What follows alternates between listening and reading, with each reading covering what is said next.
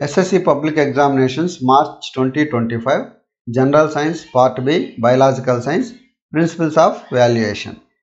Hi everyone, ఈరోజు మనం general science paper 2 biological సైన్స్కి సంబంధించినటువంటి ప్రిన్సిపల్స్ ఆఫ్ వాల్యుయేషన్ని మనం చూద్దాం. ఇది 10వ తరగతి పరీక్ష రాసినటువంటి విద్యార్థులు ఎవరైతే ఉన్నారో వారు తాము రాసినటువంటి సమాధానాలు కరెక్ట్గా ఉన్నాయా లేదా చెక్ చేసుకోవడానికి ఈ వీడియో అనేది ఉపయోగపడుతుంది. ఒకసారి మనం ప్రభుత్వం విడుదల చేసినటువంటి ఆ సమాధానాలని చూద్దాం.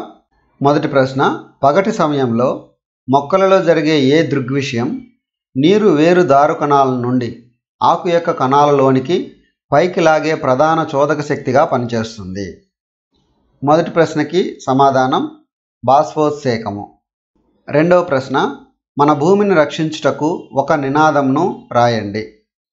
రెండవ ప్రశ్నకి సమాధానం ప్లాస్టిక్ నిషేధించండి, భూమిని సంరక్షించండి, లేదా ఆరోగ్యవంతమైన భూమి ఆరోగ్యవంతమైన జీవనం, లేదా చెత్తను తగ్గిద్దాం భూమిని కాపాడుదాం, లేదా మొక్కల్ని పెంచుదాం భూమిని కాపాడుదాం. ఇలా ఏదైనా ఒక సరైన నినాదానికి 1 మార్కు ఇవ్వడం అనేది జరుగుతుంది. మూడవ ప్రశ్న, ఇవ్వబడిన చిత్రం నందు ఉపయోగించబడే సాధనంను గుర్తించండి. నెక్స్ట్ మూడవ ప్రశ్న సమాధానం స్పిగ్మో మ్యానోమీటర్. దీన్నే బీపీని కొలిచే సాధనం, రక్తపీడనాన్ని కొలిచే సాధనం అని రాసినా కూడా మార్క్ అయితే వస్తుంది. నాలుగవ ప్రశ్న అనువంశికతను నిర్వచించండి. నాలుగవ ప్రశ్నకి సమాధానం జనకతరం నుండి లక్షణాలు తర్వాతి తరంనకు సంక్రమించడాన్ని అనువంశికత అంటారు. ఐదవ ప్రశ్న ఒక జాతిలో వైవిధ్యాలు లేకపోతే ఏమి జరుగుతుంది? ఐదవ ప్రశ్నకి సమాధానం జీవుల జీవించే సామర్థ్యం తగ్గిపోతుంది, జీవ పరిణామం జరగదు, లేదా ఒక జాతిలో జీవులన్నీ ఒకేలా ఉంటాయి, లేదా జీవుల మధ్య మనుగడ కోసం పోరాటం పెరుగుతుంది. ఏదైనా ఒక సరైన అంశాన్ని పరిగణిస్తారు, 1 మార్కుని కేటాయించడం అనేది జరుగుతుంది. ఆరవ ప్రశ్న కింది ఇవ్వబడిన పేరాను చదివి ప్రశ్నకు సమాధానం రాయండి. వాతావరణంలో ఉన్న ఓజోన్ పొర మనలను సూర్యుని నుండి విడుదలయ్యే అతినీలలోహిత కిరణాల నుండి రక్షిస్తుంది. ఈ కిరణాల వికిరణాల తీవ్రత వలన మనకు చర్మ సంబంధ క్యాన్సర్ను కలిగిస్తుంది. ప్రశ్న, ఏ కిరణాల వలన మనకు చర్మ సంబంధ క్యాన్సర్ కలుగును? నెక్స్ట్ 6వ ప్రశ్నకి సమాధానం అతి నీల లోహిత కిరణాలు. 2వ విభాగం 7వ ప్రశ్న జీవ విచ్ఛిన్న మరియు జీవ విచ్ఛిన్నం కాని వ్యర్థాల మధ్య భేదాలను రాయండి. 7వ ప్రశ్న సమాధానం జీవ విచ్ఛిన్న వ్యర్థాలు, జీవ విచ్ఛిన్నం కాని వ్యర్థాలు. జీవ ప్రక్రియల ద్వారా విచ్ఛిన్నం చెందే వ్యర్థాలను జీవ విచ్ఛిన్న వ్యర్థాలు అంటారు. జీవ ప్రక్రియల ద్వారా విచ్ఛిన్నం కాని వ్యర్థాలను జీవ విచ్ఛిన్నం కాని వ్యర్థాలు అంటారు. ఉదాహరణకి ఆవు పేడ, కాగితం, కూరగాయల వ్యర్థాలు మొదలగునవి జీవ విచ్ఛిన్న వ్యర్థాలు. ప్లాస్టిక్, పాలిథిన్ సంచులు మొదలైనవి జీవ విచ్ఛిన్నం కాని వ్యర్థాలు. ఏవైనా 2 సంబంధిత భేదాలను పరిగణించవలను. 8వ ప్రశ్న మన రక్తంలో హిమోగ్లోబిన్ స్థాయి తగ్గితే ఏమి జరుగును? 8వ ప్రశ్నకి సమాధానం రక్తంలో హిమోగ్లోబిన్ లోపించడం వల్ల అనీమియా వస్తుంది, శ్వాస తీసుకోవడం కష్టమవుతుంది, అలసట మరియు నీరసం, తల తిరగడం, ఏకాగ్రత లేకపోవడం. ఇవి కాకుండా ఇంకా శరీరంలోని కణాలకు ఆక్సిజన్ అందదు, రక్తంలో రెడ్ పిగ్మెంట్స్ తగ్గిపోతుంది. ఇలా ఏవైనా 2 సంబంధిత సమాధానాలని పరిగణించి మనకు 2 మార్కులు ఇవ్వడం జరుగుతుంది. 9వ ప్రశ్న కింది ఇవ్వబడిన పట్టికను చదివి ఇచ్చిన ప్రశ్నలకు సమాధానాలు రాయండి. ఆక్సిన్లు, సైటోకైనిన్లు, అబ్సైసిక్ ఆమ్లం. ఆక్సిన్లు కణాలు పొడవుగా పెరిగేలా ప్రేరేపిస్తాయి, సైటోకైనిన్లు కణ విభజనను ప్రోత్సహిస్తాయి, అబ్సైసిక్ ఆమ్లం పెరుగుదలను నిరోధిస్తుంది. ప్రశ్న 1వ ప్రశ్న కణ విభజనను ఏ హార్మోన్ ప్రోత్సహిస్తుంది? 9లో 1వ ప్రశ్నకి సమాధానం సైటోకైనిన్లు. 2వ ప్రశ్న మొక్కల పెరుగుదలను నిరోధించే హార్మోన్ ఏది? 2వ ప్రశ్నకి సమాధానం అబ్సైసిక్ ఆమ్లం. 10వ ప్రశ్న ఆవరణ వ్యవస్థను గురించి మరింత సమాచారం తెలుసుకొనుటకు నీవు మీ ఉపాధ్యాయున్ని ఏ విధమైన ప్రశ్నలు అడుగుతావో? 10వ ప్రశ్నకి సమాధానం ఆవరణ వ్యవస్థలో ముఖ్యమైన అంశాలు ఏవి? ఆవరణ వ్యవస్థలో శక్తి ప్రవాహం ఎలా జరుగుతుంది? ఆవరణ వ్యవస్థలో జీవ వైవిధ్యం యొక్క ప్రాముఖ్యత ఏమిటి? ఆవరణ వ్యవస్థను జీవ నిర్జీవ కారకాలు ఏ విధంగా ప్రభావితం చేస్తాయి? ఏవైనా 2 సంబంధిత ప్రశ్నల్ని పరిగణించి మనకు 2 మార్కులు ఇవ్వడం అనేది జరుగుతుంది. నెక్స్ట్ 3వ విభాగం 11వ ప్రశ్న ధమనులకు మరియు సిరలకు మధ్య భేదాలను వ్రాయండి. 11వ ప్రశ్నకి సమాధానం ధమనులు సిరలు. ధమనులు రక్తాన్ని గుండె నుండి శరీరంలోకి ఇతర భాగాలకు తీసుకొని పోతాయి. సిరలు వివిధ భాగాల నుంచి రక్తాన్ని గ్రహించి గుండెకి తీసుకువస్తాయి. ధమనుల గోడలు దళసరిగాను మరియు సాగే లక్షణాన్ని కలిగి ఉంటుంది. సిరల గోడలు పలుచగా ఉంటాయి. ధమనుల్లో కవాటాలు ఉండవు. సిరలలో కవాటాలు ఉంటాయి. ధమనులలో రక్తపీడనం ఎక్కువ, సిరల్లో రక్తపీడనం తక్కువ. ఇలా మనం సంబంధిత ఏవైనా 4 భేదాలకి 4 మార్కులు ఇవ్వడం అనేది జరుగుతుంది. 12వ ప్రశ్న ఇవ్వబడిన ఏదైనా ఒక ప్రశ్నకు సమాధానం రాయండి. ఏ ప్రశ్న? నాడీ కణం యొక్క నిర్మాణాన్ని చక్కగా గీచి భాగాలను గుర్తించండి. నెక్స్ట్ 12 ఏ ప్రశ్నకి సమాధానం నాడీ కణం. ఇందులో ఉండేటువంటి భాగాలు కేంద్రకం, డెండ్రైట్లు, కణదేహం, యాక్సాన్, నాడీ అంత్యం. ఇక్కడ బొమ్మ గీయుటకు 2 మార్కులు, ఏవైనా 4 సరైన భాగాలు గుర్తించినందుకు 2 మార్కులు కేటాయించడం జరుగుతుంది. బి ప్రశ్న ఇవ్వబడిన చిత్రంను పరిశీలించి సమాధానాలను రాయండి. 1వ ప్రశ్న ఏ మరియు బిగా గుర్తించిన భాగాల పేర్లు రాయండి. ఏ స్త్రీబీజకోశము, బి గర్భాశయము. 2వ ప్రశ్న స్త్రీబీజ కణం ఫలదీకరణ ఏ భాగంలో జరుగును? 2 స్త్రీబీజ వాహిక లేదా ఫాలోపియన్ నాళము. 3వ ప్రశ్న పిండ ప్రతిస్థాపన ఏ భాగంలో జరుగును? గర్భాశయము. 13వ ప్రశ్న వివిధ రకాల గర్భ నిరోధక పద్ధతులను రాయండి. జవాబు శుక్రకణాలు అండానికి చేరకుండా యాంత్రిక అవరోధాన్ని సృష్టించడం. ఉదాహరణకి కండోమ్లు, యోనిలో ధరించే తొడుగులు. గర్భనిరోధక మాత్రలు తీసుకున్నట్టు ద్వారా శరీరం యొక్క హార్మోన్ల సమతుల్యత మారి అండాలు విడుదల కావు. లూప్ లేదా కాపర్ టీ వంటి గర్భనిరోధక పరికరాలను ఉపయోగించుట.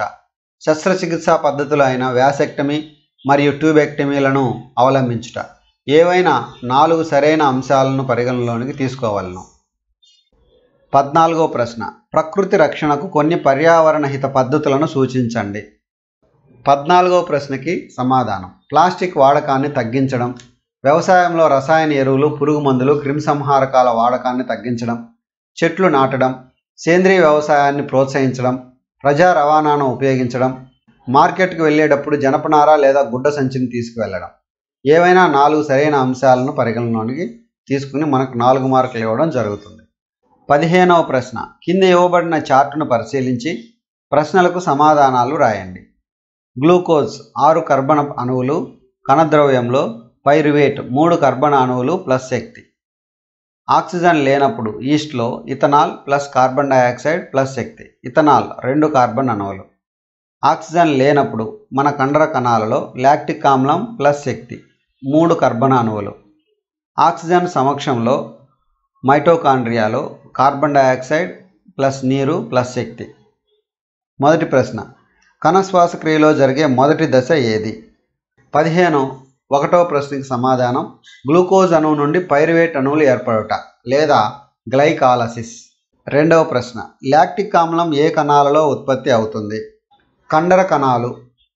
3వ ప్రశ్న వాయు సహిత శ్వాసక్రియ కణంలోని ఏ కణాంగంలో జరుగును? 3వ ప్రశ్నకు సమాధానం మైటోకాండ్రియా. 4వ ప్రశ్న ఈస్ట్ కణాలలో జరిగే అవాయు శ్వాసక్రియలో విడుదలయ్యే అంత్య ఉత్పన్నాలను వ్రాయండి. 4వ ప్రశ్నకు సమాధానం ఇథనాల్, కార్బన్ డయాక్సైడ్ మరియు శక్తి. నెక్స్ట్ 4వ విభాగం 8 మార్కుల ప్రశ్నలు. 16వ ప్రశ్న ఏ ప్రశ్న మొక్కలు కిరణజన్య సంయోగ క్రియను జరుపుటకు కార్బన్ డయాక్సైడ్ అత్యవసరం అని నిరూపించే ప్రయోగంను వివరించండి. 16 ఏ ప్రశ్నకి సమాధానం ఉద్దేశం కిరణజన్య సంయోగ క్రియకు కార్బన్ డయాక్సైడ్ అవసరమని నిరూపించడం. పరికరాలు గంట జాడీలు, ఒకే పరిమాణంలో ఉన్న కుండీలో పెరుగుతున్న 2 ఆరోగ్యవంతమైన మొక్కలు, గాజు పలకలు, KOH potassium hydroxide, watch glass, iodine.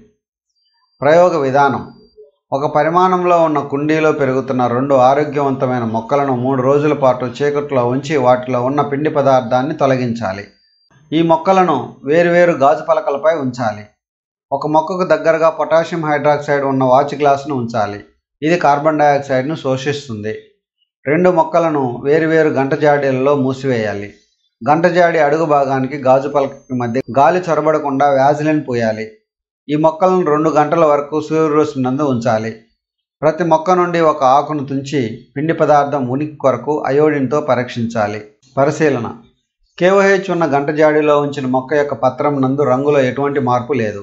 2. KOH లేని గంట జాడీలో ఉంచిన మొక్క యొక్క పత్రం నీలి నలుపు రంగులోకి మారినది. ఫలితం: పై పరిశీలన ద్వారా కిరణజన్య సంయోగక్రియకు కార్బన్ డయాక్సైడ్ అవసరమని నిరూపించడమైనది. ప్రయోగ విధానం బదులు కేవలం ప్రయోగానికి సంబంధించిన పటం గీసిన 2 మార్కులు ఇవ్వవలెను. బి ప్రశ్న: కాంతి దిశకు మొక్క చూపు ప్రతిస్పందనను వివరించుటకు చేయు ప్రయోగమును వివరించండి. 16B సమాధానం: ఉద్దేశం: కాంతి దిశకు మొక్క చూపు ప్రతిస్పందనలను నిరూపించుట లేదా మొక్కలలో కాంతి అనువర్తనమును నిరూపించుట. పరికరాలు: అగ్గిపెట్టె, వైర్ మెష్, శాంకో కుప్పె, మొలకెత్తిన విత్తనాలు. ప్రయోగ విధానం: ఒక శాంకో కుప్పెను నీటితో నింపండి. వైర్ మెష్ తీసుకుని కుప్పె మెడ వరకు కట్టాలి. తాజాగా మొలకెత్తిన 2 లేదా 3 చిక్కడి విత్తనాలు మెష్ మీద ఉంచాలి. ఒకవైపు తెరిచినట్లు ఉండే అట్టపెట్టెను తీసుకోవాలి. కిటికీ నుంచి వచ్చే కాంతి ఎదురుగా పెట్టె యొక్క తెరిచి ఉన్న భాగం ఉండేలా ఉంచి కుప్పెను పెట్టెలో ఉంచాలి. పరిశీలన: 2 లేదా 3 రోజులు పరిశీలించిన తర్వాత కాండం కాంతి వైపు, వేరు కాంతికి దూరంగా వంగి ఉన్నాయి. కాండమును కాంతికి దూరంగా, వేరును కాంతి వైపుకు ఉండినట్లు కుప్పెను తిప్పి పెట్టినా కొద్ది రోజులకు మరలా మునుపటి వలె కనిపించాయి. ఫలితం: కాండం కాంతి వైపుకు పెరుగుతుంది, వేరు కాంతి వైపుకు దూరంగా పెరుగుతుంది. ప్రయోగ విధానం బదులు కేవలం ప్రయోగ పటమును గీచిన 2 మార్కులు ఇవ్వవలెను. 17A ప్రశ్న: పుష్పించు మొక్కలలో జరిగే లైంగిక ప్రత్యుత్పత్తిని క్లుప్తంగా వివరించండి. 17A ప్రశ్నకి సమాధానం: 1. పుష్పం అనేది మొక్క యొక్క ప్రాథమిక ప్రత్యుత్పత్తి నిర్మాణము. దీని యందు పురుష ప్రత్యుత్పత్తి అవయవాలుగా కేసరాలు మరియు స్త్రీ ప్రత్యుత్పత్తి అవయవాలుగా అండకోశము ఉంటుంది. పరాగరేణువులు పురుష సంయోగ బీజాలు కేసరాలపై ఉన్న పరాగ కోశాలనందు అభివృద్ధి చెంది పరాగ సంపర్క కాండాలపై గాలి, కీటకాలు వంటి వాటి ద్వారా అండకోశం యొక్క కీలాగ్రం చేరుతాయి. పరాగరేణువుల కీలాగ్రంపై మొలకెత్తి పరాగనాళమును ఏర్పరుస్తాయి. పరాగనాళం కీలం ద్వారా అండాశయం వైపు పెరుగుతుంది. పరాగరేణువు నందల కేంద్రకము 2 పిరుష బీజ కేంద్రకాలుగా విడిపోయి పరాగనాళం చివరికి చేరుతాయి. ఈ సమయంలో అండాశయం నందు అండాలు అభివృద్ధి చెంది స్త్రీబీజ కేంద్రకాన్ని మరియు ద్వితీయ కేంద్రకమును కలిగి ఉంటాయి. అండాశయంలోకి చేరిన పరాగనాళం కొన పగిలి 2 పురుష బీజ కేంద్రకాలు విడుదలవుతాయి.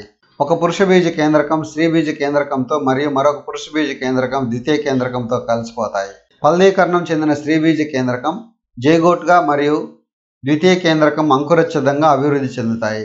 ఈ దృగ్విషయాన్ని ద్విఫలదీకరణం అంటారు. ఇది పుష్పించే మొక్కలలో ప్రత్యేకం. 17B ప్రశ్న: మానవునిలో శిశువు లింగ నిర్ధారణ ఎలా జరుగుతుందో వ్రాయండి.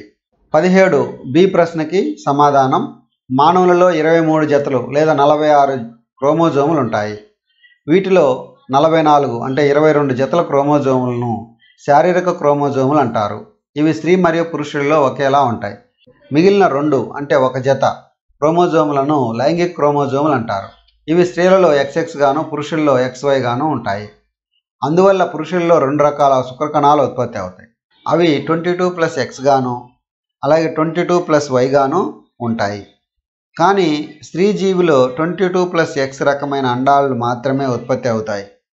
22+X ఉన్న శుక్రకణం అండంతో ఫలదీకరణం జరిగినప్పుడు ఆడ శిశువుగా అభివృద్ధి చెందుతుంది. 22+Y ఉన్న శుక్రకణం అండంతో ఫలదీకరణం జరిగినప్పుడు మగ శిశువుగా అభివృద్ధి చెందుతుంది. దీనికి సంబంధించినటువంటి ఫ్లో చార్ట్: పురుషుడు 44+XY, స్త్రీ 44+XX. దీంట్లో ఉండే 2 రకాల క్రోమోజోములు 22+X, 22+Y.